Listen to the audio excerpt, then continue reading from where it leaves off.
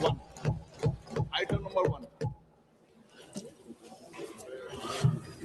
Sir, with your permission, I rise to lay on the table a copy each of the following papers, Hindi and English versions, under Article 281 of the Constitution, Report for 2026 to 2031, Volume 1, Main Report of the 16th Finance Commission. 2.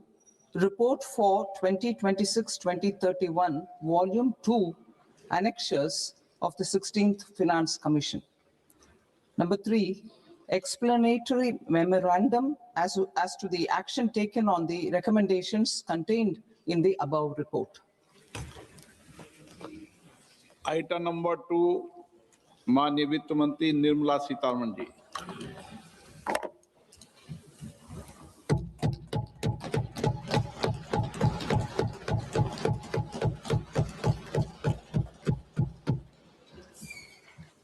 Honorable Speaker, sir, on the sacred occasion of Magh Purnima and the birth anniversary of Guru Ravidas, I present the budget for the year 2026-2027. Since we assumed office 12 years ago, India's economic trajectory has been marked by stability, fiscal discipline, sustained growth, and moderate inflation. This is the result of conscious choices we have made, even in times heightened uncertainty and disruption. Our government, led by Honorable Prime Minister Modi, has decisively and consistently chosen action over ambivalence, reform over rhetoric, and people over populism. We have pursued far-reaching structural reforms, fiscal prudence and monetary stability, whilst maintaining a strong thrust on public investment. Keeping Atmanirbharta as a lodestar, we have built domestic manufacturing capacity, energy security, and reduced critical import dependencies.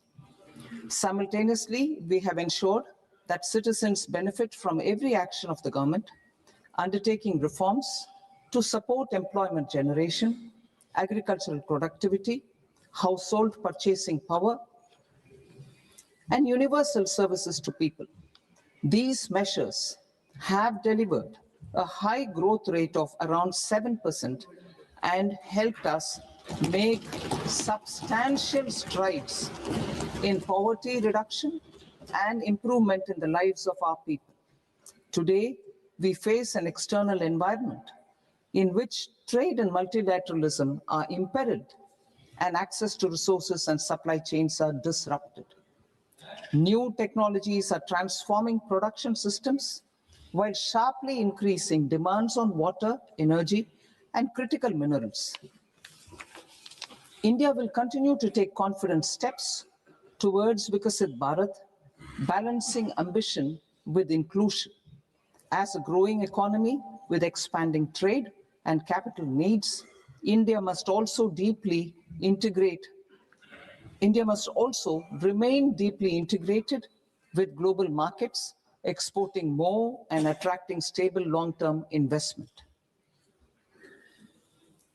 As I begin Part A, I want to express my gratitude to the people for standing firmly with us as we forge our way together towards becoming one of the largest economies of the world.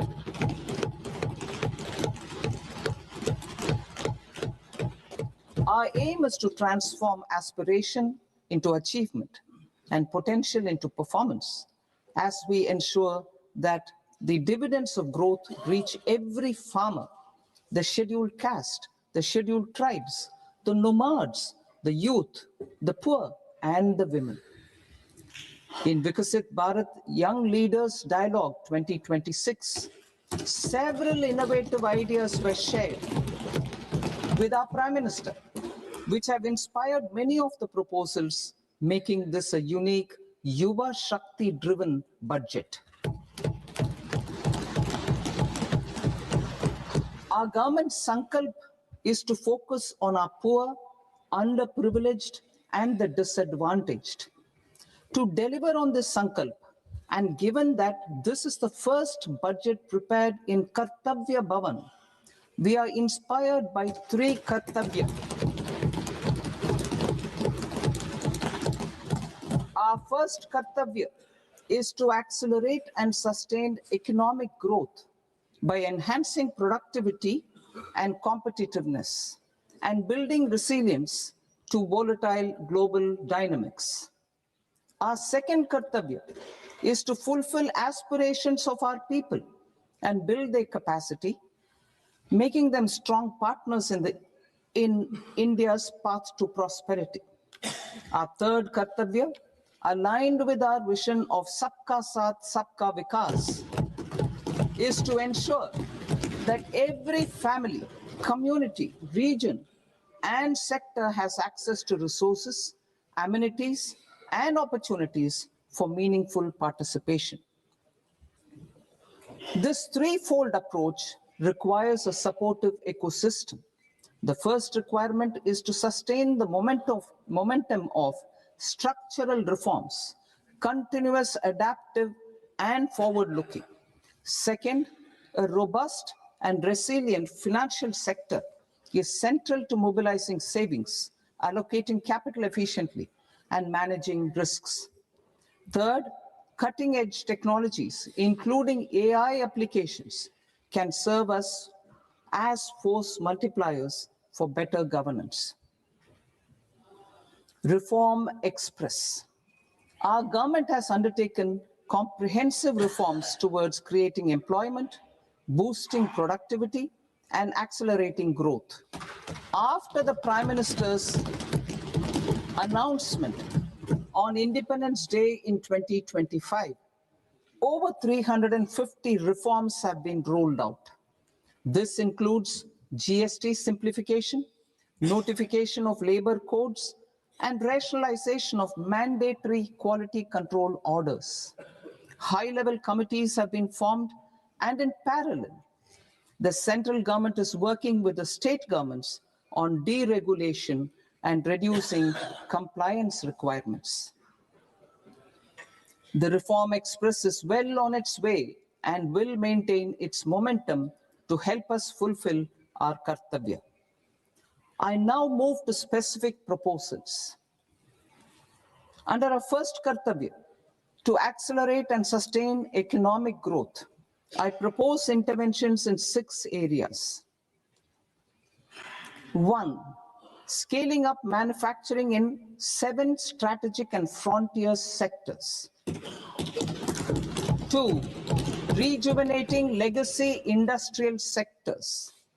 3. Creating champion MSMEs. 4.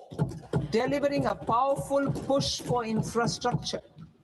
5. Ensuring long-term security and stability. And 6. Developing city economic regions. Scaling up of manufacturing in 7 strategic and frontier sectors. Biopharma Shakti, meaning biopharma strategy for health advancement through knowledge, technology, and innovation. India's disease burden is observed to be shifting towards non-communicable diseases like diabetes, cancer, and autoimmune disorders.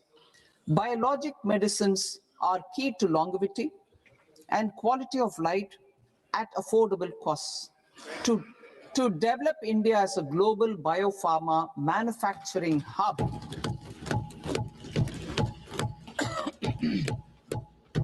I propose the Biopharma Shakti with an outlay of 10,000 crores over the next 5 years. This will build the ecosystem for domestic production of biologics and biosimilars. The strategy will include a biopharma-focused network with 3 new national institutes of pharmaceutical education and research, popularly known as NIPERS, and upgrading 7 existing ones. It will also create a network of 1,000 accredited India clinical trials sites We propose to strengthen the Central Drug Standard Control Organization to meet global standards and approve timeframes through and approval timeframes through a dedicated scientific review cadre and specialists. India's semiconductor mission 1.0 expanded India's semiconductor sector capabilities. Building on this, we will launch ISM 2.0 to produce equipment and materials, design full stack Indian IP, and fortify supply chains. We will also focus on industry-led research and training centers to develop technology and skilled workforce.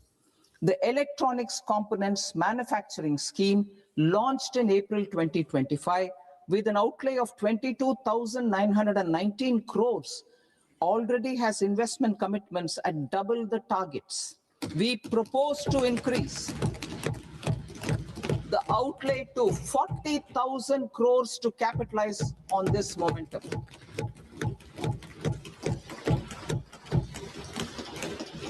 A scheme for rare earth permanent magnets was launched in 2025 November. We now propose to support the mineral-rich states of Odisha, Kerala, Andhra Pradesh, and Tamil Nadu to establish dedicated rare earth corridors to promote mining, processing, research, and manufacturing. To enhance domestic chemical production and reduction import dependency and reduce import dependency, we will launch a scheme to support states in establishing 3 dedicated chemical parks through challenge route on a cluster-based plug-and-play model.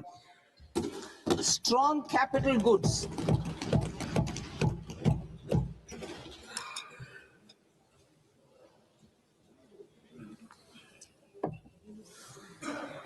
Strong capital goods capability is a determinant of productivity and quality across different sectors. Towards building this capacity, I propose the following. High-tech tool rooms will be established by central public sector enterprises at 2 locations as digitally enabled automated service bureaus that locally design, test, and manufacture high-precision components at scale and at lower cost. 2, a scheme for enhancement of construction and infrastructure equipments will be introduced to strengthen domestic manufacturing of high value and technologically advanced CIE. This can range from lifts in a multi-storied apartment or firefighting equipment in multiplexes, large or small, and to tunnel boring equipments for building metros and high-altitude roads. I also propose a scheme for container manufacturing to create a globally competitive container manufacturing ecosystem with a budgetary allocation of 10,000 crores over a 5-year period. For the labor-intensive textile sector, I propose an integrated program with 5 subparts. 1, the National Fiber Scheme for self-reliance in natural fibers, such as silk, wool, and jute, man-made fibers, and new age fibers. Textile expansion and employment scheme to modernize traditional clusters with capital support for machinery, technology upgradation, and common testing and certification centers. 3, the National Handloom and Handicraft Program to integrate and strengthen existing schemes and ensure targeted support for weavers and artisans. Tex Eco initiative to promote globally competitive and sustainable textiles and apparels. Samarth 2.0 to modernize the upgrade the textile skilling ecosystem through collaboration with industry and academic institutions. Further, I propose to set up mega textile parks in challenge mode They can also focus on bringing value addition to technical textiles. I propose to launch the Mahatma Gandhi Gram Swaraj initiative to strengthen khadi, handloom, and handicrafts. This will help in global market linkage and branding. It will streamline and support training, skilling, quality of process, and production. This will benefit our weavers, village industries, one district, one product, ODOP initiative, and also our rural youth. India has the potential to emerge as a global hub for high quality, affordable sports goods. I propose a dedicated initiative for sports goods that will promote manufacturing, research, and innovation in equipment design, as well as material sciences. Rejuvenation of legacy industrial clusters. I propose to introduce a scheme to revive 200 legacy industrial clusters to improve their cost competitiveness and efficiency through infrastructure and technology upgradation. Creating champion SMEs and supporting micro enterprises. Recognizing MSMEs as a vital engine of growth, I propose a three-pronged approach to help them grow as champions. Equity support. I propose to introduce a dedicated 10,000 crores SME growth fund to create future champions, incentivizing enterprises based on select criteria. I also propose to top up the Self-Reliant India Fund set up in 2021 with 2,000 crores to continue support to micro enterprises and maintain their access to risk capital. Liquidity support. With TREDS, more than 7 lakh crore has been made available to MSMEs. To leverage its full potential, I propose 4 measures. 1, mandate TREDS as the transaction settlement platform for all purchases from MSMEs by CPSEs, serving as a benchmark for other corporates. 2, introduce a credit guarantee support mechanism through CGTMSE for invoice discounting on TREDS platform. 3, link GEM with TREDS for sharing information with financiers about government purchases from MSMEs, encouraging cheaper and quicker financing. 4, introduce TREDS receivables as asset-backed securities, helping develop a secondary market, enhancing liquidity and settlement of transactions. Professional support. Government will facilitate professional institutions such as the ICAI, ICSI, ICMAI to design short-term modular courses and practical tools to develop a cadre of corporate mitras, especially in Tier 2 and Tier 3 towns. These accredited para-professionals will help MSMEs meet compliance requirements at affordable costs. Infrastructure. During this past decade, our government has undertaken several initiatives for large-scale enhancement of public infrastructure, including through new financing instruments such as Infrastructure Investment Trust (InvITs) and Real Estate Investment Trust (REITs), and institutions like NIIF and NABFID. We shall continue to focus on developing infrastructure in cities with over 5 lakh population, that is Tier 2, Tier 3 cities, which have expanded to become growth centers. Public capital expenditure has increased manifold from 2 lakh crore in 2014-15 to an allocation of 11.2 lakh crore in BE 25-26.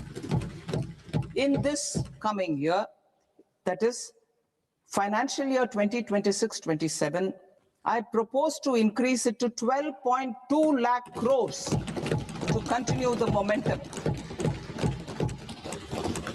To strengthen the confidence of private developers regarding risks during infrastructure development and construction phase, I propose to set up an infrastructure risk guarantee fund to provide prudentially calibrated partial credit guarantee to lenders. Over the years, RITES have emerged as a successful instrument for asset monetization. I propose to accelerate recycling of significant real estate assets of the CPSEs through the setting up of dedicated RITES. To promote environmentally sustainable movement of cargo, I propose to 1. Establish new dedicated freight corridors connecting Dankuni in the east to Surat in the west.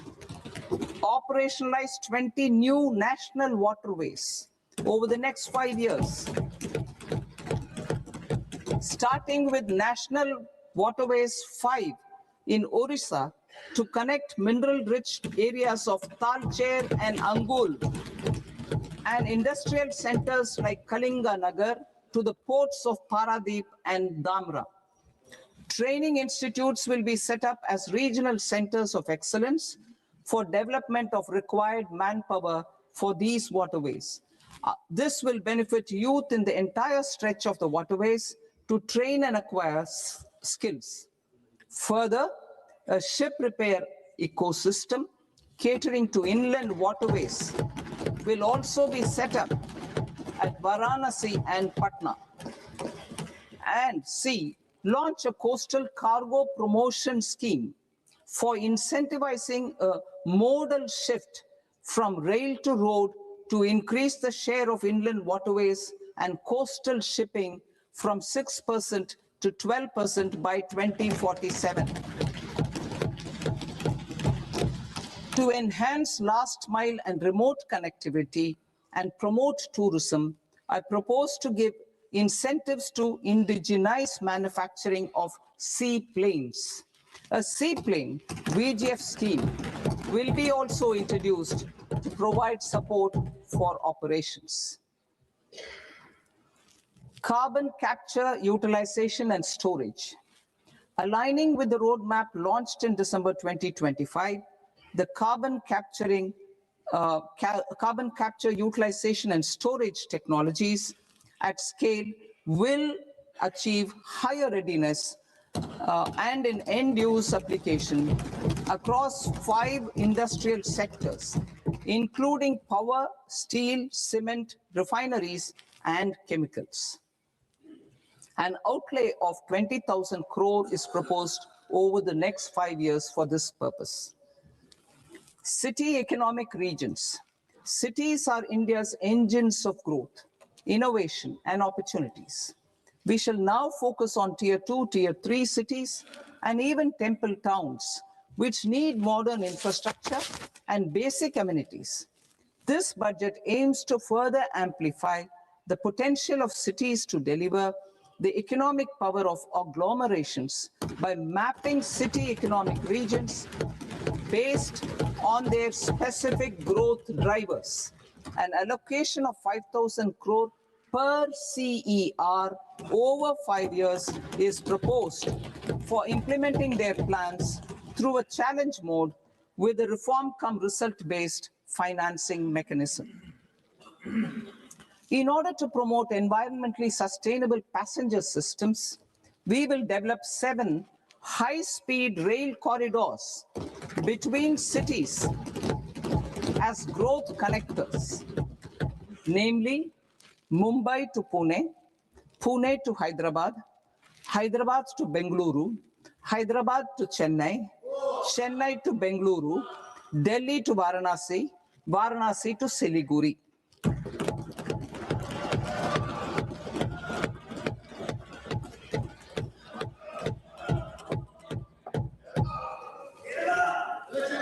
financial sector, the Indian banking sector today is characterized by strong balance sheet, historic highs in profitability, improved asset quality, and coverage exceeding 98% of villages in the country. At this juncture, we are well placed to futuristically evaluate the measures needed to continue on the path of reform-led growth of this sector. I propose setting up a high-level committee on banking for Vikasit Bharat. High-level committee on banking for Vikasit Bharat to comprehensively review the sector and align it with India's next phase of growth, while safeguarding financial stability, inclusion, and consumer protection. The vision for NBFCs for Vikasit Bharat has been outlined with clear targets for credit disbursement and technology adoption in order to achieve scale and improve efficiency in the public sector NBFCs. As a first step, it is proposed to restructure the Power Finance Corporation and Rural Electrification Corporation.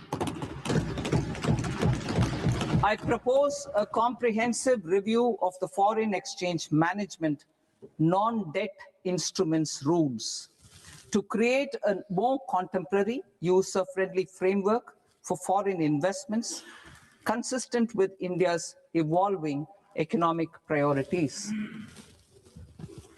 Corporate bond market.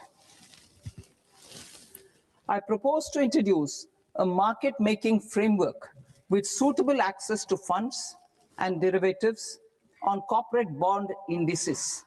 I also propose to introduce total return swaps on corporate bonds. Municipal bonds. To encourage the issuance of municipal bonds of higher value by larger cities, I propose an incentive of 100 crore rupees for a single bond issuance. 100 crore rupees for a single bond issuance of more than 1,000 crore. The current scheme under Amrit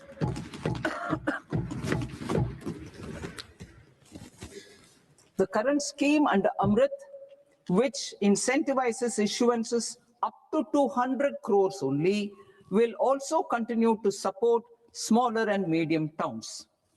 That will also continue to support the smaller and medium towns. Ease of doing business. Individual persons resident outside India, PROI, will be permitted to invest in equity instruments of listed Indian companies through the Portfolio Investment Scheme.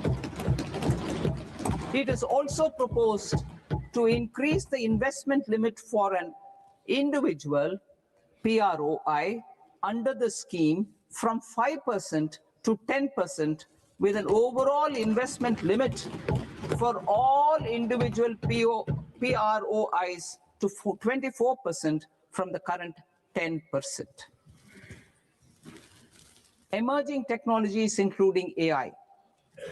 21st century is technology driven. Adoption of technology is for the benefit of all people. Farmers in the field, women in STEM, youth keen to upskill, and Divyangjan to access newer opportunities. The government has taken several steps to support new technologies through AI Mission, National Quantum Mission, Anusandhan National Research Fund, and Research and Development and Innovation Fund. Our second kartavya is to fulfill aspirations and build capacities. Close to 25 crore individuals have come out of multi-dimensional poverty through a decade of our government's sustained and reform-oriented efforts.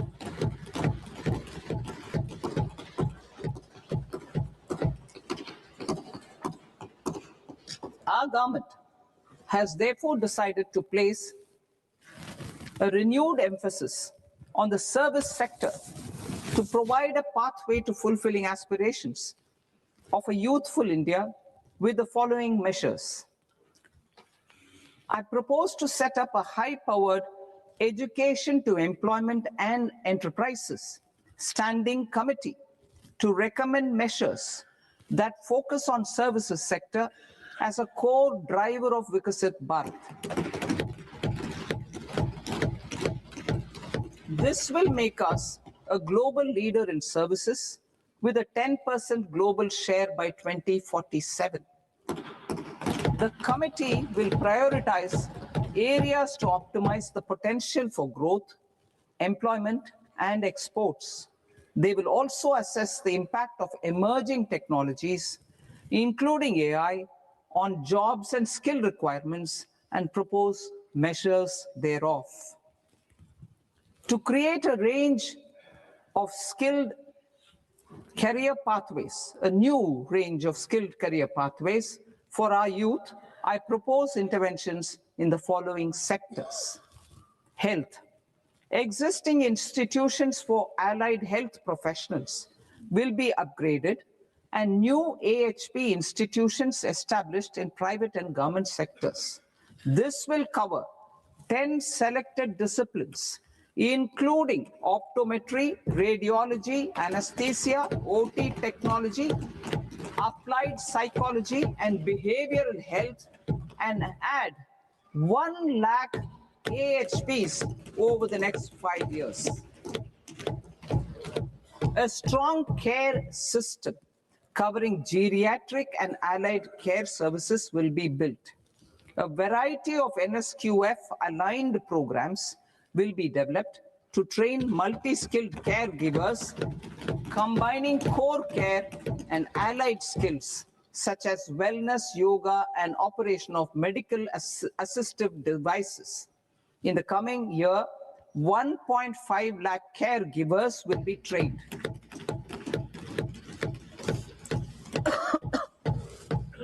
Hubs for medical value tourism.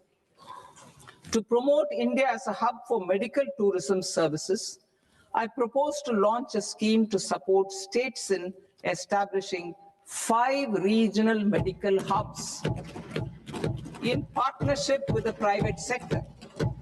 These hubs will serve as integrated healthcare complexes that combine medical, educational, and research facilities.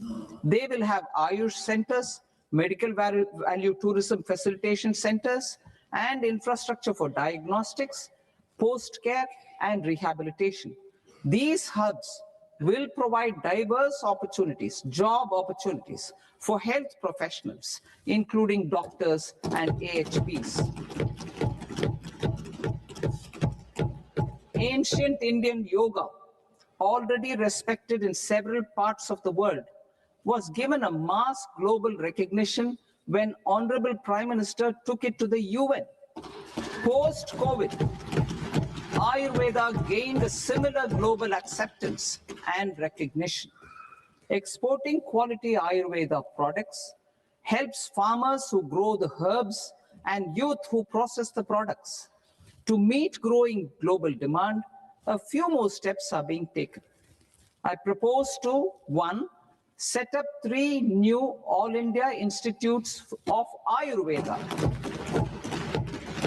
2, upgrade Ayush pharmacies and drug testing labs for higher standards of certification ecosystem and make available more skilled personnel. 3, upgrade the WHO Global Traditional Medicine Center in Jamnagar to bolster evidence-based research, training, and awareness for traditional medicine. Animal husbandry. Livestock contributes to close to 16% of farm income, including of poor and marginal households. To scale up availability of veterinary professionals by more than 20,000, I propose to roll out a loan-linked capital subsidy support scheme for establishment of veterinary and para-veterinary colleges, veterinary hospitals, diagnostic laboratories, and breeding facilities in private sector. Collaboration between Indian and foreign institutions will also be facilitated. Orange economy. India's animation, visual effects, gaming and comics sector, ABGC sector, is a growing industry projected to require 2 million professionals by 2030. I propose to support the Indian Institute of Creative Technologies, Mumbai, in setting up ABGC content creator labs in 15,000 secondary schools all over the country and 500 colleges. The Indian design industry is expanding rapidly, and yet there is a shortage of Indian designers. I propose to establish, through Challenge Route, a new National Institute of Design to boost design education and development in the eastern region of India. Education. Our government will support states through Challenge Route in creating 5 university townships in the vicinity of major industrial and logistics corridors. These planned academic zones will host multiple universities, colleges, and research institutions, skill centers, and residential complexes. In higher education, STEM institutions, prolonged hours of study and laboratory work pose some challenges for girl students. Through VGF, viability gap funding and capital support, one girls' hostel will be established in every district.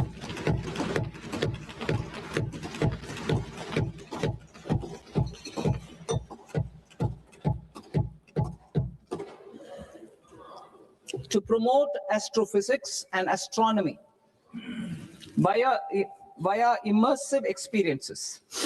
4 telescope infrastructure facilities will be set up or upgraded.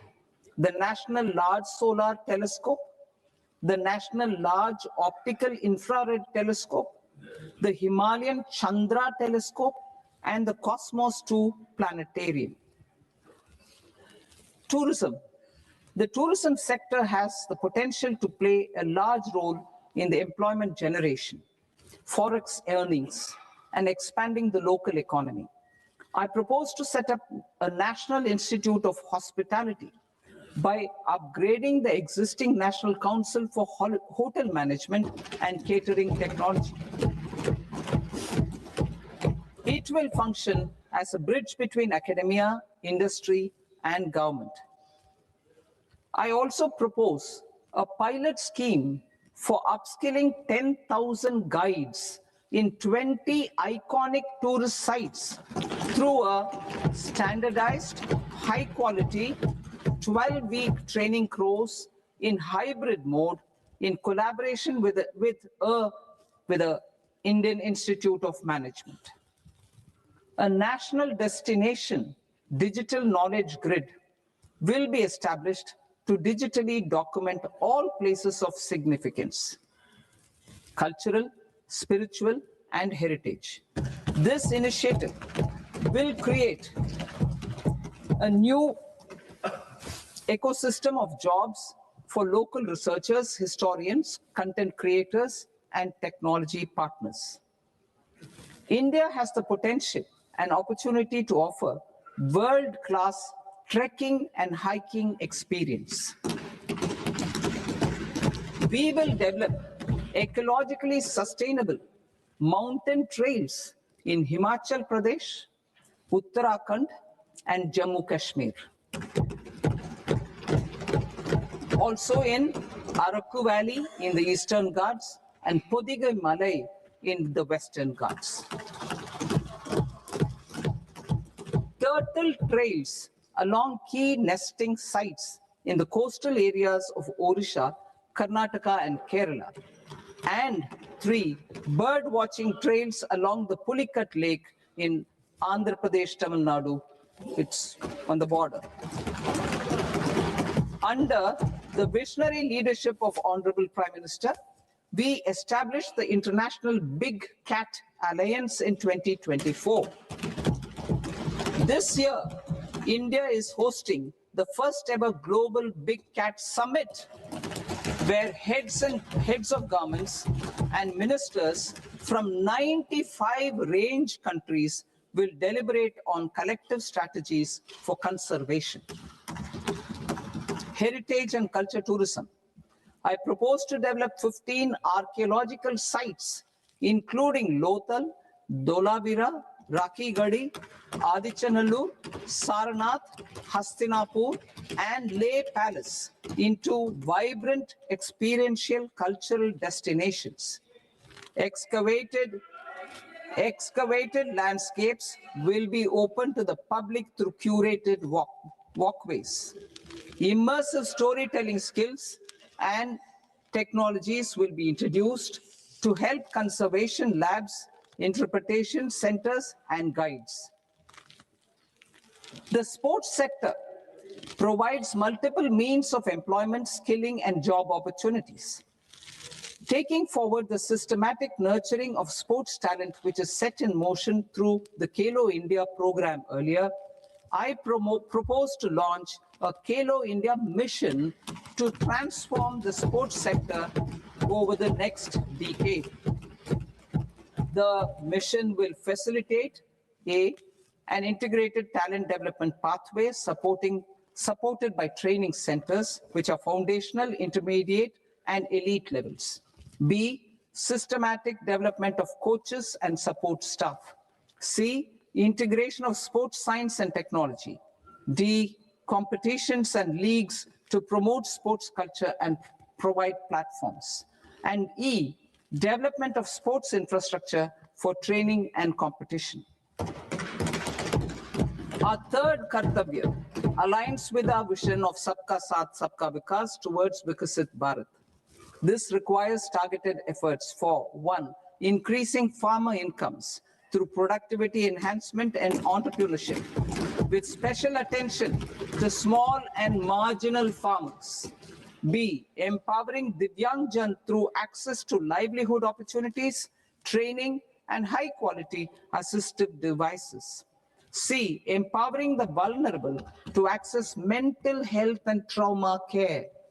D, focus on the Purvodaya states and the Northeast region to accelerate development and employment opportunities. Fisheries. We will undertake initiatives for integrated development of 500 reservoirs and Amrit Sarovars.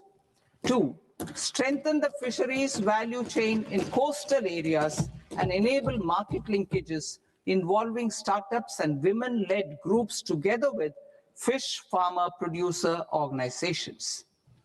Animal husbandry. To provide quality employment opportunities in rural and peri-urban areas, we will support the animal husbandry sector in entrepreneurship development through A, credit-linked subsidy program, B, scaling up and modernization of livestock enterprises, C, enhanced creation of livestock, dairy, and poultry, enhanced creation of livestock, dairy, and poultry-focused integrated value chains, and D, encourage creation of livestock farmer producer organizations. High-value agriculture. To diversify farm outputs, increase productivity, enhance farmers' incomes, and create new employment opportunities, we will support high-value crops such as coconut, sandalwood, cocoa, cashew in the coastal areas, agar trees in Northeast, and nuts such as almonds, walnuts, and pine nuts in our hilly regions. These, all of them, will be supported. India is the world's largest producer of coconuts. About 30 million people, including nearly 10 million farmers, depend on coconuts for their livelihood. To further enhance competitiveness in coconut production, I propose a coconut promotion scheme to increase production and enhance productivity through various interventions, including including replacing and non-productive trees with new saplings or plants or varieties in major coconut growing states.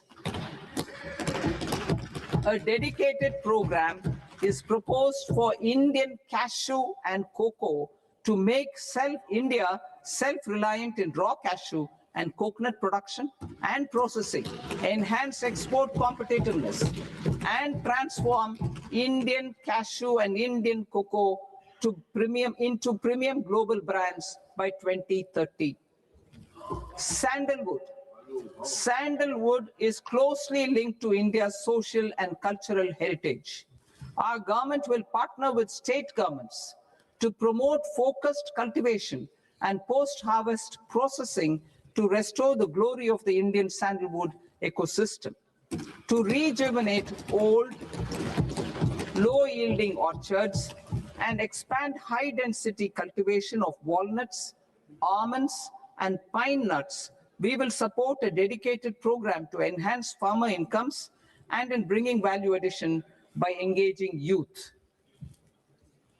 Bharat Vistar, that is virtually integrated system to access agricultural resources.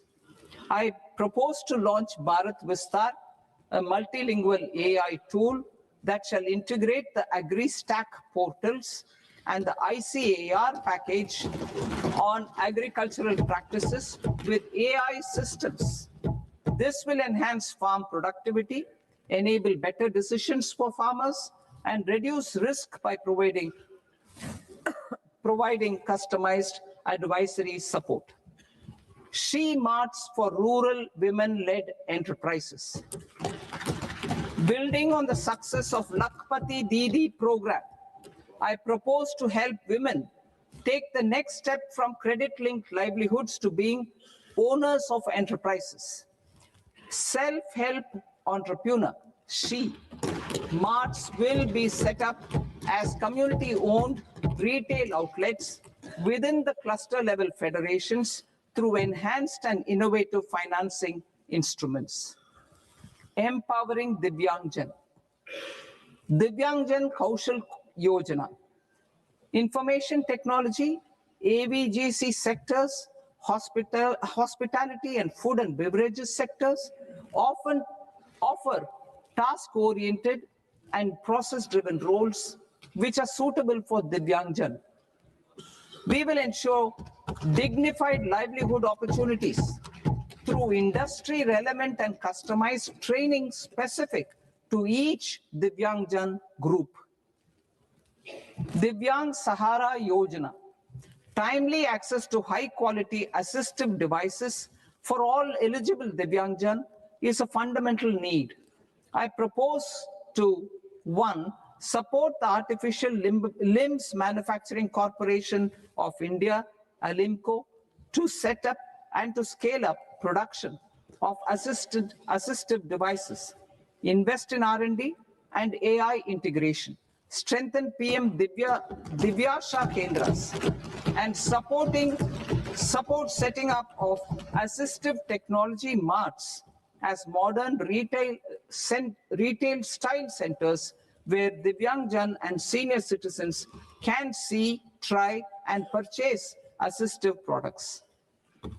Reaffirming our commitment to mental health and trauma care. There are no national institutes for mental health care in North India. We will therefore set up a NIMHANS 2 and also upgrade national mental health institutes in Ranchi and in Tezpur as regional apex institutions. Emergencies expose families, particularly the poor and vulnerable, to unexpected expenditure. We will strengthen and increase these capacities by 50% in district hospitals by establishing emergency and trauma care centers. Focus on Purvodaya states and northeastern regions. Purvodaya. I propose the development of an integrated East Coast industrial corridor with a well-connected node at Durgapur, creation of 5 tourism destinations in 5 Purvodaya states, and the provision of 4,000 e-buses. Buddhist sites in northeastern region. The northeastern region is a civilizational confluence of Theravada and Mahayana or Vajrayana traditions. I propose to launch a scheme for development of Buddhist circuits in Arunachal Pradesh, Sikkim, Assam, Manipur, Mizoram, and Tripura.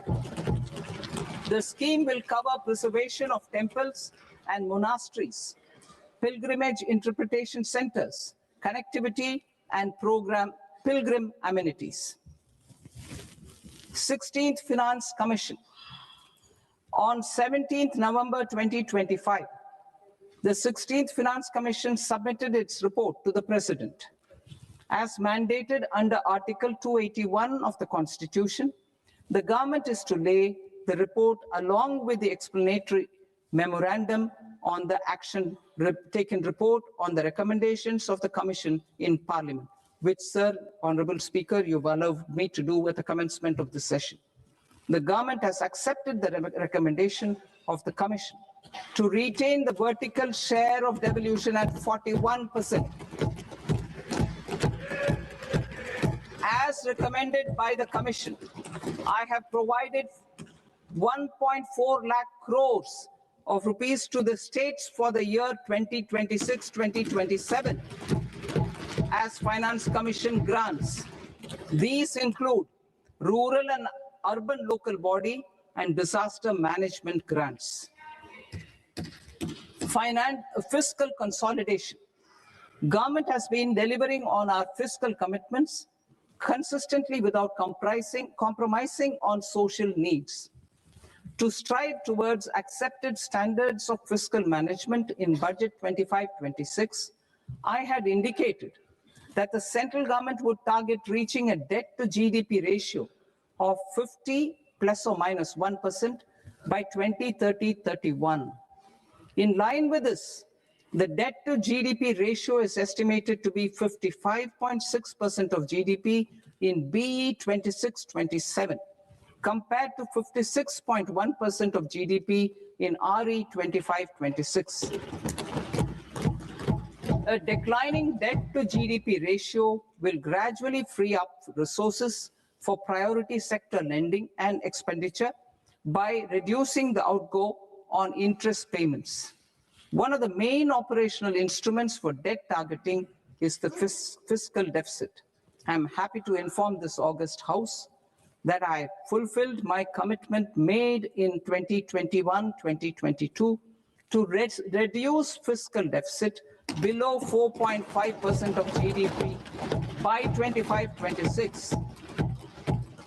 In RE 25-26, the fiscal deficit has been estimated at par with BE of 2025-26 at 4.4% of GDP. In line with the new fiscal prudence path of debt consolidation, the fiscal deficit in BE 26-27 is estimated to be 4.3% of the GDP.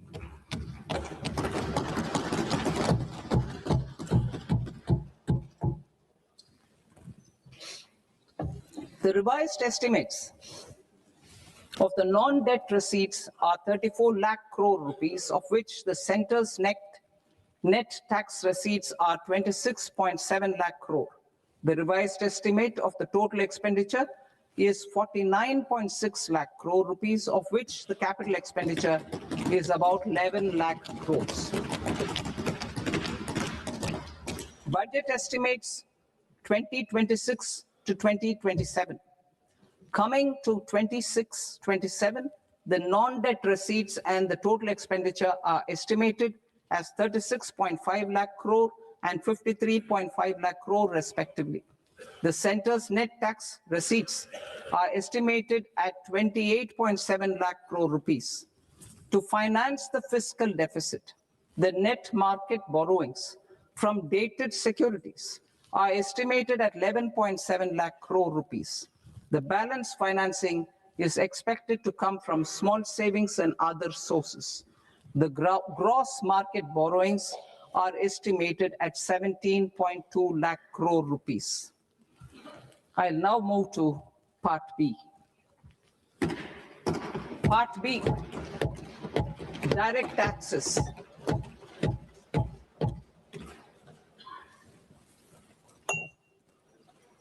Honorable Speaker, sir, I now present my proposals on direct taxes. New Income Tax Act. In July 2024, I announced a comprehensive review of the Income Tax Act 1961. This was completed in a record time, and the Income Tax Act 2025 will come into effect from 1st April 2026.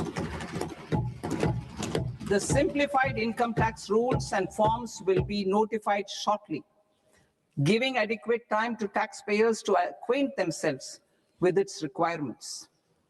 The forms have been redesigned such that ordinary citizens can comply without difficulty. Ease of living. I propose that any interest awarded by the Motor Accident Claims Tribunal to a natural person will be exempt from income tax, and any TDS on this account will be done away with.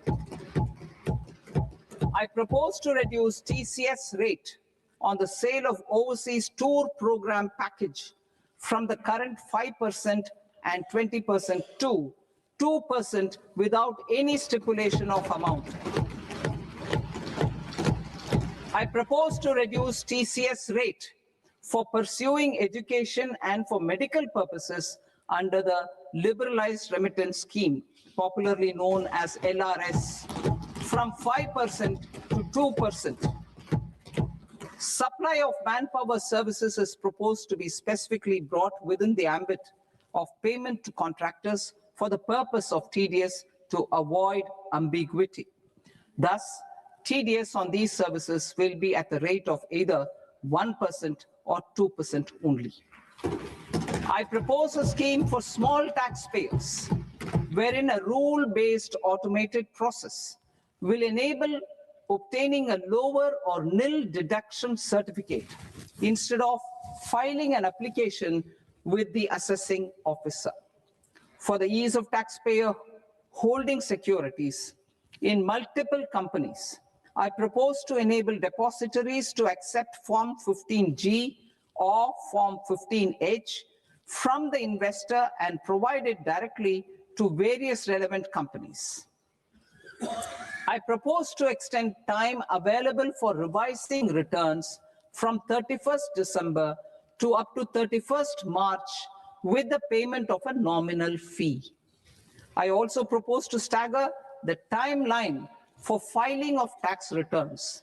Individuals with ITR 1 and ITR 2 returns will continue to file till 31st July, and non-audit business cases or trusts are proposed to be allowed time till 31st August. TDS on sale of immovable property by a non-resident is proposed to be deducted and deposited through resident buyers and his or her PAN-based challan instead of requiring a TAN, which is a temporary accounting number. To address practical issues of small taxpayers like students, young professionals, tech employees, relocated NRIs, and such others, I propose to introduce a one-time 6-month foreign asset disclosure scheme for these taxpayers to disclose income or assets below a certain size. This scheme would be applicable for 2 categories of taxpayers, namely A, who did not disclose their overseas income or assets, and B, who disclosed their overseas income and or paid due tax but could not declare the asset acquired. For category A, the limit of undisclosed income or asset is proposed to be up to 1 crore rupees. They need to pay 30% of fair market value of asset or 30% of undisclosed income as tax and 30% as additional income tax in lieu of penalty, and would thereby get immunity from prosecution. For category B, asset value is proposed to be up to 5 crore rupees. Here, immunity from both penalty and prosecution will be available with a payment of fee of 1 lakh rupees. Rationalizing penalty and prosecution. Multiplicity of proceedings are hindrance to the ease of doing business. I propose to integrate assessment and penalty proceedings by way of a common order for both. There will be no interest liability on the taxpayer on the penalty amount for the period of appeal before the first appellate authority, irrespective of the outcome of appeal process. Further, quantum of prepayment is being reduced from 20% to 10% and will continue to be calculated only on core tax demand. As an additional measure for reducing litigation, I propose to allow taxpayers to update their returns even after reassessment proceedings have been initiated, and an additional 10% tax rate over and above the rate applicable for the relevant year.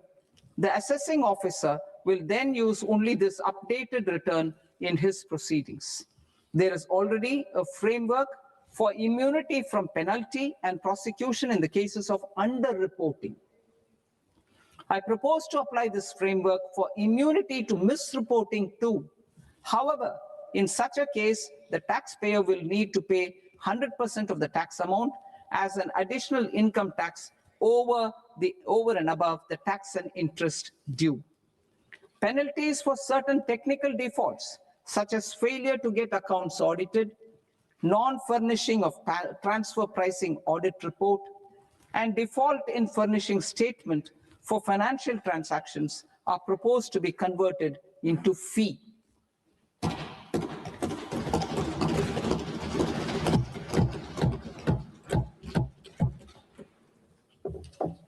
I propose to rationalize prosecution framework under Income Tax Act while maintaining a careful balance for deterrence in some serious offense. Non-production of books of account and documents and requirement of TDS payment where payment is made in kind are being decriminalized. Further, minor offenses will attract fine only.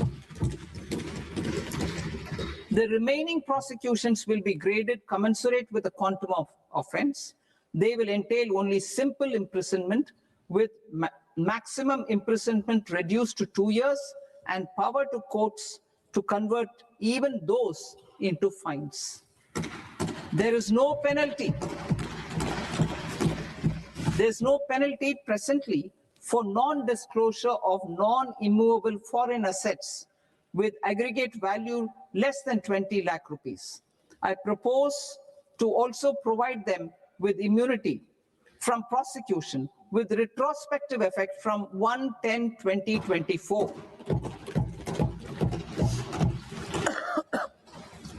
Cooperatives. Deduction is already allowed to a primary cooperative society engaged in supplying milk, oilseeds, fruits or vegetables raised or grown by its members. I propose to extend this deduction to also include supply of cattle feed and cotton seed produced by its members. I propose to allow inter-cooperative society dividend income as deduction under the new tax regime to the extent it is further distributed to its members.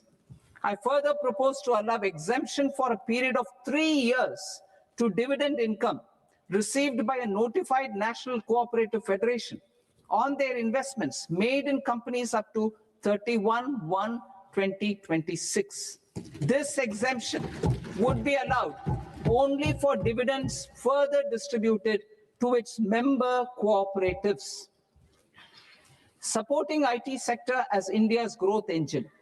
India is a global leader in software development services, IT-enabled services, knowledge process outsourcing services, and contract R&D services relating to software development. These businesses and their segments are quite interconnected with each other. All these services are proposed to be clubbed under a single category of information technology services with a common safe harbor margin of 15.5% applicable to all. The threshold for availing safe harbor for IT services is being enhanced substantially from 300 crore rupees to 2,000 crore rupees. Safe harbor for IT services shall be approved by an automated rule-driven process without any need for tax officer to examine and accept the application. Once applied by an IT services company, the same safe harbor can be continued for a period of 5 years at a stretch at its choice. For IT services companies who want to conclude advanced pricing agreement, APA, I propose to fast-track unilateral APA process for IT services and endeavor to conclude it within a period of 2 years. The period of 2 years can be extended by a further period of 6 months on taxpayers' request. I propose to extend the facility of modified returns available to the entity entering APA to its associated entities also. Attracting global business and investment. Recognizing the need to enable critical infrastructure and boost investment in data centers, I propose to provide tax holiday till 2047 to any foreign company that provides cloud services to customers globally by using data center services from India. It will, however, need to provide services to Indian customers through an Indian reseller entity. I also propose to provide a safe harbor of 15% on cost in case the company providing data center services from India is a related entity. To harness the efficiency of just-in-time logistics for electronic manufacturing, I propose to provide safe harbor to non-residents for component warehousing in a bonded warehouse at a profit margin of 2% of the invoice value. The resultant tax of about 0.7% will be much lower than in competing jurisdictions. To provide fillip to toll manufacturing in India, I propose to provide exemption from income tax for 5 years to any non-resident who provides capital goods, equipment, or tooling to any toll manufacturer in a bonded zone. To encourage vast pool of global talent to work in India for a longer period of time, I propose to provide exemption to global, non-India sourced income of a non-resident expert for a stay period of 5 years under notified schemes. I propose to provide exemption from minimum alternate tax, the MAT, to all non-residents who pay tax on presumptive basis. Tax administration. I propose to constitute a joint committee of Ministry of Corporate Affairs and Central Board of Direct Taxes for incorporating the requirements of income computation and disclosure standards, the ICDS, in the Indian Accounting Standards, IND AS itself. Separate accounting requirement based on ICDS will be done away with from the tax year 27-28. To support Prime Minister Modi's vision of homegrown accounting and advisory firms to become global leaders, I propose to rationalize the definition of accountant for the purposes of safe harbor rules. Other tax proposals. Change in taxation of buyback was brought in to address the improper use of buyback route by promoters. In the interest of minority shareholders, I propose to tax buyback for all types of shareholders as capital gains. However, to disincentivize misuse of tax arbitrage, promoters will pay an additional buyback tax. This will make effective tax 22% for corporate promoters. For non-corporate promoters, the effective tax will be 30%. TCS rate for sellers of specific goods, namely alcoholic liquor, scrap, and minerals, will be rationalized to 2%, and that on Tendu leaves will be reduced from 5% to 2%. I propose to raise the STT on futures to 0.05% from the present 0.02%. STT on options premium and exercise of options are both proposed to be raised to 0.15% from the present rate of 0.1% and 0.125% respectively. We reformed the taxation landscape for corporates in 2019 by providing them a simplified regime with lower tax rate so that they could productively focus on business rather than on claim of deductions and exemptions. To encourage companies to shift to the new regime, set off of brought forward MAT credit, minimum alternate tax credit, is proposed to be allowed to companies only in the new regime. Set off using available MAT credit is proposed to be allowed to an extent of 1/4 of the tax liability in the new regime. MAT is proposed to be made final tax, so there will be no further credit accumulation from 1st April 2026.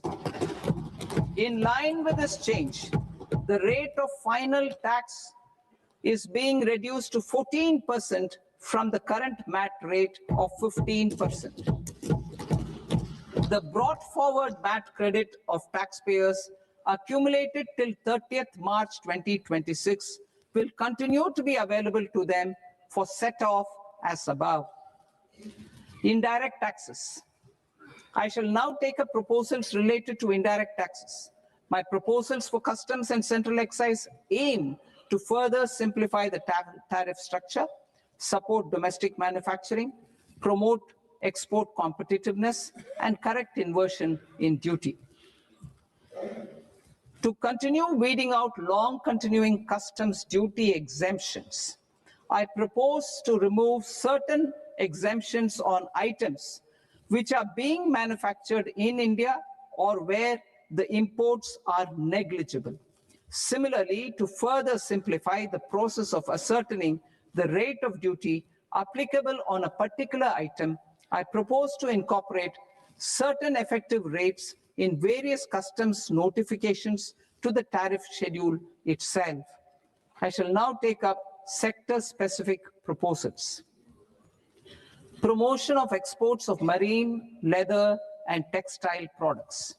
I propose to increase the limit for duty-free imports of specified inputs used for processing seafoods for export from the current 1% to 3% of FOB value of the previous year's export turnover. I also propose to allow duty-free imports of specified inputs, which is currently available for exports of leather or synthetic footwear, to exports of shoe uppers as well. I propose to extend the time period for export of final product from the existing 6 months to 1 year for exporters of leather or textile garments, leather or synthetic footwear, and other leather products. Energy transition and security. I propose to extend the basic customs duty exemption given to capital goods used for manufacturing lithium-ion cells for batteries to those used for manufacturing lithium-ion cells for battery energy storage systems also. I propose to exempt basic customs duty on import of sodium antimonate for use in manufacture of solar glass. Nuclear power. I propose to extend the existing basic customs duty exemption on imports of goods required for nuclear power projects till the year 2035 and expand it for all nuclear plants irrespective of their capacity. Critical minerals. It is proposed to provide basic customs duty exemption to the import of capital goods required for the processing of critical minerals in India. Biogas blended CNG. I propose to exclude the entire value of biogas while calculating the central excise duty payable on biogas blended CNG.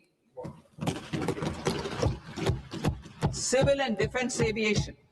I propose to exempt basic customs duty on components and parts required for the manufacture of civilian training and other aircrafts. It is proposed to exempt basic customs duty on raw materials imported for the manufacture of parts of aircraft to be used in maintenance, repair, or overall requirements by units in the defense sector. Electronics. To deepen value addition in the consumer electronics sector, I propose to exempt basic customs duty on specified parts used in the manufacture of microwave ovens. Special economic zone. To address the concerns arising about utilization of capacity by manufacturing units in the special economic zones due to global trade disruptions, I propose as a special one-time measure to facilitate sales by eligible manufacturing units in SEZs to the domestic tariff area at concessional rates of duty.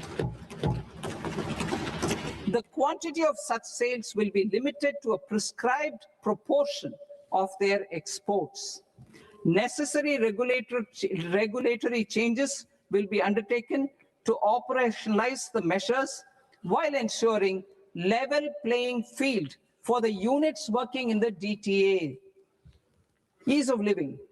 To rationalize the customs duty structure for goods imported for personal use, I propose to reduce the tariff rate on all dutiable goods imported for personal use from 20% to 10%.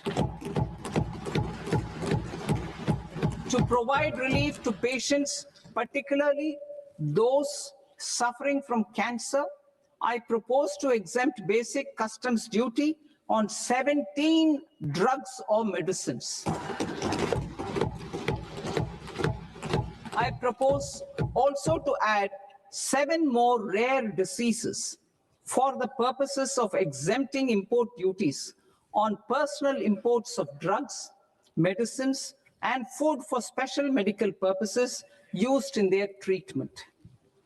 Customs process. India's role and share in the global trade is poised for a major leap in line with our ambition and journey towards Viksit Bharat. In this regard, I propose many measures for custom processes to have minimal intervention for smoother and faster movement of goods and greater certainty to the trade. Trust-based systems. I propose to enhance duty deferral period for Tier 2 and Tier 3 authorized economic operators, known as AEOs, from 15 days to 30 days. I propose to provide eligible manufacturer importers the same duty deferral facility. This should encourage them to get themselves accredited as a full-fledged Tier 3 AEO in due course. To provide greater certainty and for better business planning, I propose to extend validity period of advance ruling binding on customs from the present 3 years to 5 years. In the spirit of the whole of government approach,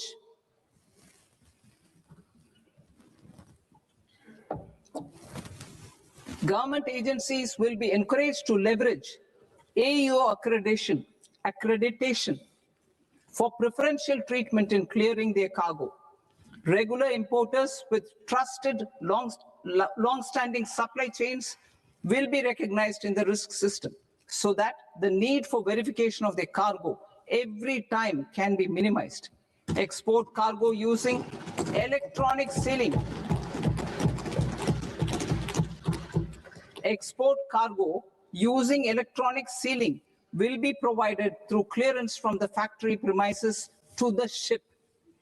For import of goods not needing any compliance, filing of bill of entry by a trusted importer and arrival of goods will automatically notify customs for completing their clearance formalities. This will enable goods to be released immediately on arrival. The customs warehouse framework will be transformed into a warehouse operator-centric system with a self-declarations, electronic tracking, and risk-based audit. These reforms will move away from the current system of officer-dependent approvals and reduce transaction delays and compliance costs. Ease of doing business. Approvals required for cargo clearance from various government agencies will be seamlessly processed through a single and interconnected digital window by the end of the financial year. Processes involved in clearance of food, drugs, plant, and animal and wildlife products, accounting for about 70% of interdicted cargo, will be operationalized on this system by April 2026 itself. For goods not having any compliance requirement, clearance will be done by customs immediately after online registration is completed by the importer, subject to the payment of duty. Customs integrated system will be rolled out in 2 years as a single integrated and scalable platform for all customs processes. Utilization of non-intrusive scanning with advanced imaging and AI technology for risk assessment will be expanded in a phased manner with the objective to scan every container across all the major ports. New export opportunities to support Indian fishermen to fully harness the economic value of marine resources beyond our territorial waters. The following measures will be taken. A, fish catch by an Indian fishing vessel in exclusive economic zone or on the high seas will be made free of duty. Landing of such fish on foreign port will be treated as export of goods. Safeguards will be put in place to prevent misuse during fish catch, transit, or transshipment. To support aspirations of India's small businesses, artisans, and startups to access global markets through e-commerce, I am pleased to announce complete removal of the current value cap of 10 lakh rupees per consignment on courier exports. In addition, handling of rejected and returned consignments will be improved with effective use of technology for identifying such consignments. I propose to revise provisions governing baggage clearance during international travel to address genuine concerns of passengers.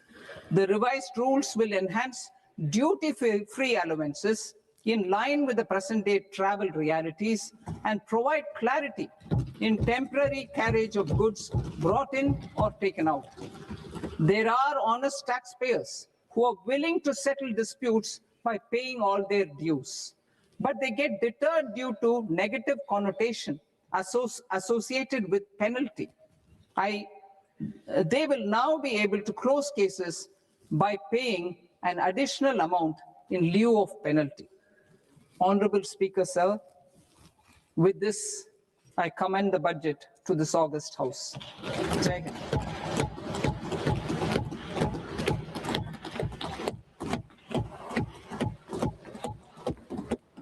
1.5 hours.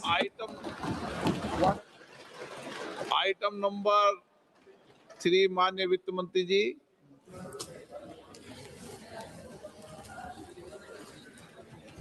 Item number 2, sir. 3। 3. Sir, with your permission, I rise to lay on the table of the the following statements under Section 3, 1 of the Fiscal Responsibility and Budget Management Act of 2003, medium-term fiscal policy cum fiscal policy strategy statement, and macroeconomic framework statement. Item number 4 माननीय वित्त मंत्री जी। Sir, with your permission, I move for leave to introduce the Finance Bill 2026. प्रश्न ये कि विधेयक को पुनर्स्थापित करने की अनुमति प्रदान की जाए। जो सदस्य इस पक्ष में हाँ गए, जो सदस्य विरोध में ना गए, मेरे विचार में निर्णय हाँ वालों के पक्ष में, हाँ वालों के पक्ष में अनुमति प्रदान की जाती है। माननीय मंत्री जी, अब विधेयक पुनर्स्थापित करें। Sir, I introduce the bill. माननीय सदस्य, आपको सूचित किया जाता है कि माननीय वित्त मंत्री जी के बजट भाषण की कॉपी पब्लिकेशन काउंटर पर ली जाती है। बजट भाषण और बजट से संबंधित दस्तावेज आपके मोबाइल फोन और मेंबर पोर्टल्स पर ही उपलब्ध है। सभा की कार्रवाई कल सोमवार दिनांक 2 फरवरी 2026 को प्राप्त 11 बजे तक के लिए स्थगित की जाती है।